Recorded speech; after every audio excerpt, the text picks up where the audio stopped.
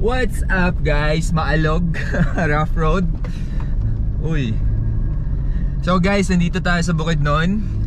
And pang 1 week na natin dito. So hindi pa tayo nakakagala talaga. So today, ikot tayo. Titingin tayo ng mga spots na mga magaganda dito sa Bukidnon. And ngayon, papunta tayo sa isa sa pinakamagandang spot dito sa Bukidnon.